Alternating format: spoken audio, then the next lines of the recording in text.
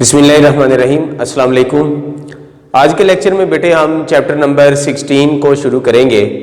Chapter number 16 है alternating current. तो आज के लेक्चर में हम सिर्फ बेसिक कॉन्सेप्ट और डेफिनेशंस करेंगे। ये लेक्चर आपने ऑब्जेक्टिव के लिए तैयार करना है। सबसे पहले हम बात करते हैं कि अल्टरनेटिंग करंट के हमें फ़ायदे क्या हैं। आपको पता है हमारे घरों में भी अल्टरनेटिंग करंट है, डायरेक्ट करंट नहीं आ रहा वापडा की तरफ से। तो अल्टरनेटिंग करंट के हमें फ़ायदे क्या हैं? इसका पहला फ़ायदा है इसको हम दूर तक भेज सकते हैं easily and at very low cost. तो ये शुरू वाली 2-3 लाइनों में लिखा हुआ है, the main reason for world wide use of AC is that it can be transmitted through long distances easily and at very low cost. इसका एक और फ़ायदा है कि अल्टरनेटिंग करंट को हम कंट्रोल कर सकते हैं रजिस्टर, कैपेसिटर और इंडक्टर तीनों की मदद से। लेकिन जो डायरेक्ट करंट है वो सिर्फ हम कंट्रोल करते हैं रजिस्टर्स की मदद से। तो इसका एक ये भी फायदा है। तो ये दो आपने एडवांटेजेस पढ़े। पहला, it can be transmitted through long distances easily and at very low cost and it can be controlled by resistor, capacitors and inductors. अब सबसे पहले हम DC सोर्स की बात करते हैं। ये बैटरी का सिंबल है, इसका ये टर्मिनल पॉजिटिव होता है और ये नेगेटिव होता है। इस पॉजिटिव नेगेटिव को उसकी पोलैरिटी बोलते हैं। तो इसकी पोलैरिटी पॉजिटिव है और इस टर्मिनल की पोलैरिटी नेगेटिव है और ये पोलैरिटी फिक्स है।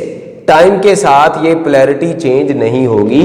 ये वाला टर्मिनल परमानेंट पॉजिटिव रहेगा और ये टर्मिनल परमानेंट नेगेटिव रहेगा। अल्टरनेटिंग करंट का ये सिंबल है।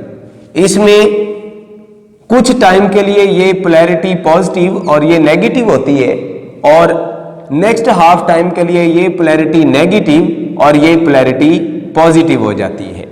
यानी जो पोलैरिटी है वो टाइम के साथ रिवर्स होती रहती है। ये AC सोर्स का सिंबल है। अब हम इसकी डेफिनेशन करते हैं। Current produced by a voltage source whose polarity keeps on reversing with time.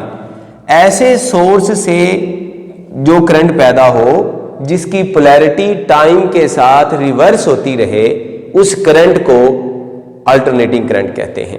Current produced by a voltage source whose polarity keeps on reversing with time.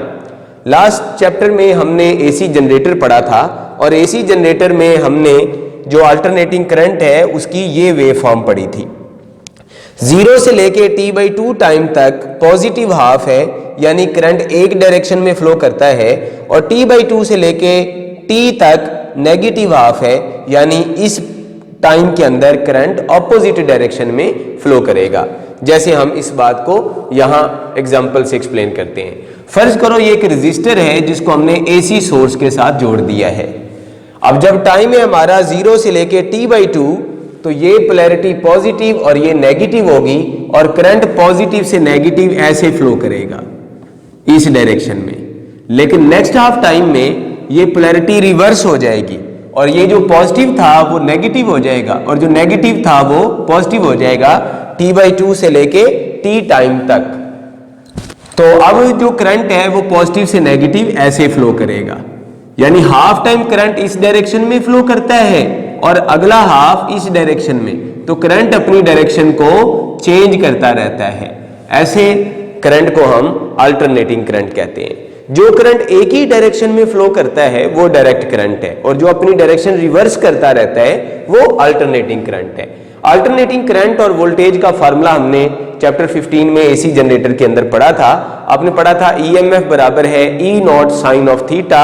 यहाँ पे हमने EMF को वोल्टेज V से रिप्रेजेंट कर दिया। तो V is equal to V0 sine of theta.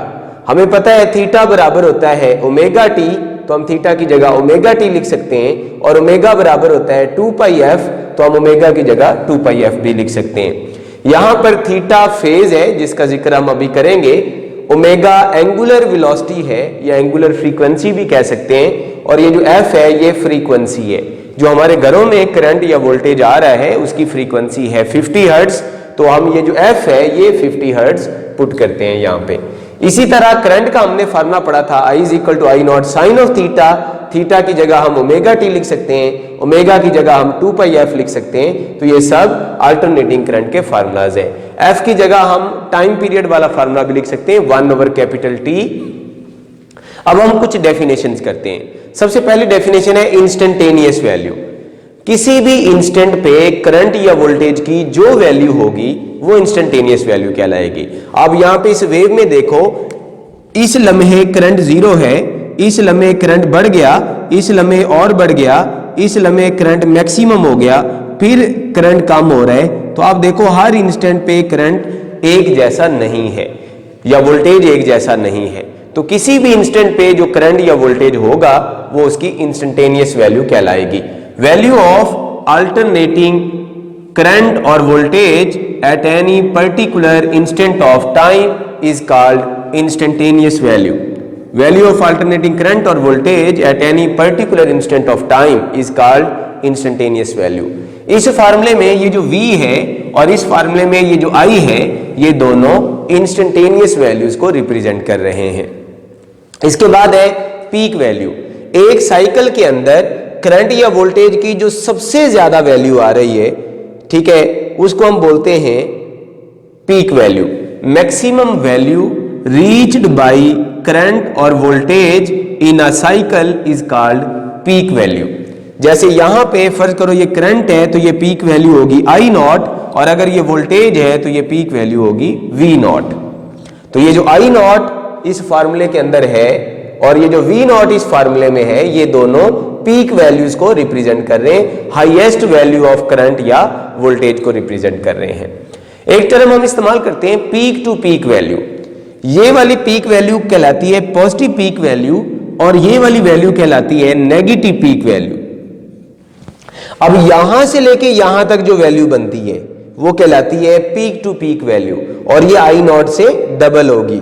तो अगर मैं आपसे पूछता हूं ये नंबर कितना लिखा है तो ये -5 है। तो अगर मैं कहता हूं नेगेटिव नंबर कितना है तो आप बोलेंगे 5 है। तो अगर हम बोलेंगे ये पीक वैल्यू कितनी है तो हम बोलेंगे -I not. Negative peak value कितनी है I नॉट और पॉजिटिव पीक वैल्यू कितनी है I नॉट, और इन दोनों का जो सम है वो कहलाएगा peak to peak value. Sum of positive peak value and negative peak value is called peak to peak value. और अगर ये वोल्टेज है तो ये बनेगा 2V नॉट और अगर ये करंट है तो ये बनेगा 2I नॉट। अब कुछ इंपॉर्टेंट MCQs याद रखना। आप देखो एक साइकिल में जितनी पॉजिटिव वैल्यूज हैं उतनी ही नेगेटिव वैल्यूज हैं। तो इसका मतलब एक साइकिल में जो एवरेज करंट होगा वो 0 होगा। अब एक साइकिल के अंदर आप देखो पॉजिटिव पीक वैल्यू और नेगेटिव पीक वैल्यू आ रही है, तो इसका मतलब करंट या वोल्टेज एक साइकिल में 2 दफा मैक्सिमम वैल्यू तक पहुंचता है। करंट और voltage reaches maximum value twice in a cycle.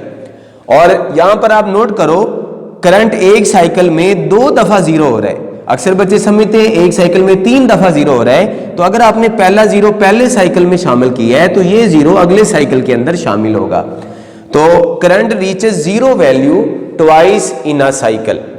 और इसी तरह अगर आपसे सवाल पूछा जाए करंट रिवर्सेस इट्स डायरेक्शन, तो आंसर है वंस इन अ साइकिल। तो एक साइकिल में करंट की एवरेज वैल्यू 0 होती है, करंट या वोल्टेज 2 बार मैक्सिमम होता है, 2 बार ही 0 होता है, और एक बार करंट अपनी डायरेक्शन को चेंज करता है और वोल्टेज अपनी पोलैरिटी को एक बार चेंज करता है एक साइकिल में। इसके बाद रूट मीन स्क्वायर वैल्यू की अब हम बात करते हैं। जैसे यहां पे हमने जिक्र किया कि एवरेज करंट 0 है, तो जब हम किसी डिवाइस को अल्टरनेटिंग करंट दें तो एवरेज करंट 0 है तो उसमें एवरेज पावर डिसिपेशन भी 0 होनी चाहिए, लेकिन ऐसा नहीं है। एवरेज पावर डिसिपेशन 0 नहीं होती। एवरेज पावर डिसिपेशन का फार्मूला अगर आप देखें तो वो है I²R। करंट पॉजिटिव होगा तब भी पावर खर्च होगी और नेगेटिव होगा तब भी पावर खर्च होगी, क्योंकि करंट का स्क्वायर है और नेगेटिव का स्क्वायर भी पॉजिटिव हो जाएगा। तो एवरेज पावर डिसिपेशन फाइंड करने के लिए हमें इफेक्टिव करंट फाइंड करना पड़ेगा। उससे करंट के पॉजिटिव और नेगेटिव होने से कोई ताल्लुक नहीं है। तो फिर हमने एवरेज निकालने का एक और मेथड यूज किया, that is root mean square value. इसमें हम सब वैल्यूज का पहले स्क्वायर लेंगे, फिर हम उनका मीन लेंगे और फिर हम उनका अंडर रूट ले लेंगे, और इस तरह हम उसकी इफेक्टिव वैल्यू को फाइंड कर सकते हैं। तो इसकी डेफिनेशन हम करते हैं, इफेक्टिव वैल्यू ऑफ करंट और voltage obtained by taking square root of mean square value. Mean square value का स्क्वायर रूट लेने से जो इफेक्टिव वैल्यू आती है वो कहलाती है root mean square value. Effective value of alternating current और voltage obtained by taking square root of mean square value is called root mean square value. अब हम इसका फार्मूला ड्राइव करते हैं। फर्ज करो ये हमारे पास अल्टरनेटिंग वोल्टेज है और इसकी पीक वैल्यू है V0 और नेगेटिव पीक वैल्यू है -V0। जब हम इसका स्क्वायर करेंगे तो पॉजिटिव पीक वैल्यू का स्क्वायर ये वाली वैल्यू आ जाएगी। नेगेटिव पीक, क्योंकि नेगेटिव का स्क्वायर भी पॉजिटिव होता है, तो नेगेटिव पीक की स्क्वायर भी यही वैल्यू आ जाएगी। फर्ज करो ये वोल्टेज 3 है तो 3 का स्क्वायर 9 बन गया, ये -3 है तो इसका स्क्वायर भी 9 बन गया। इसी तरह पॉजिटिव पीक वैल्यू का स्क्वायर ये आ गया, पॉजिटिव वैल्यूज का स्क्वायर, और नेगेटिव वैल्यूज का स्क्वायर ये आ गया, एंड सो ऑन। तो ये हमारे पास बन गई स्क्वायर वैल्यूज। तो हमने सबसे पहला काम करना था, सब वैल्यूज का स्क्वायर लेना था। तो ये अगर V0 है हाईएस्ट वैल्यू, तो फिर ये जो हाईएस्ट वैल्यू बनेगी ये बनेगी V0 स्क्वायर, V0 स्क्वायर। अब हम इसका मीन निकालते हैं। आप देखो ये जो वेव बनी है इसकी लोएस्ट वैल्यू कितनी है 0 और इसकी हाईएस्ट वैल्यू कितनी है V0 स्क्वायर। तो इसका मीन क्या बनेगा, दोनों को ऐड करके 2 पे डिवाइड, तो ये बन गई मीन स्क्वायर वैल्यू। तो ये जब हम डिवाइड करेंगे तो आप देखो आंसर क्या आया, V0 स्क्वायर ओवर 2। तो ये बन गई mean square value V0 square over 2 के बराबर। ये इसका इन दोनों का मिड। अब हमने फाइंड करनी है रूट मीन स्क्वायर वैल्यू, तो हम मीन स्क्वायर वैल्यू का अंडर रूट ले लेंगे। तो ये मीन स्क्वायर वैल्यू थी V0 स्क्वायर ओवर 2, हमने इसका अंडर रूट ले लिया तो वो बन गई रूट मीन स्क्वायर वैल्यू, जो बराबर है किसके, V0 ओवर अंडर रूट 2। तो इसको 1 ओवर अंडर रूट 2 बराबर होता है 0.707, तो हम तकरीबन 0.7 V0 भी लिख सकते हैं। सिमिलरली अगर हमने करंट की root mean square value find करनी हो तो हम यहाँ पे V की जगह I लिख देंगे। तो सिमिलरली करंट की रूट मीन स्क्वायर वैल्यू ये आ जाएगी। अगर हमें पीक वैल्यू पता है तो उसको अंडर रूट 2 पे डिवाइड करेंगे तो RMS वैल्यू आ जाएगी, और अगर हमें RMS वैल्यू पता है तो उसको अंडर रूट 2 से मल्टीप्लाई करेंगे तो ये उसकी पीक वैल्यू आ जाएगी। इसी तरह करंट के लिए लास्ट डेफिनेशन है फेज।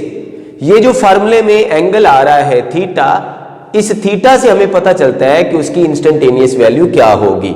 इस एंगल थीटा को हम फेज कहते हैं। फेज से मुराद है एंगल थीटा।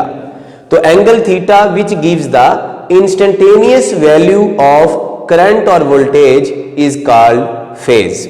जैसे आप देखो 0 एंगल पे वैल्यू 0 है, π/2 पे पॉजिटिव मैक्सिमम है, पाई पे 0 है, 3π/2 पे नेगेटिव मैक्सिमम है, और 2π पे 0 है। अगर हमें फेज पता हो तो हम उस फेज की मदद से उसकी इंस्टेंटेनियस वैल्यू को फाइंड कर सकते हैं। Thank you so much. Allah Hafiz.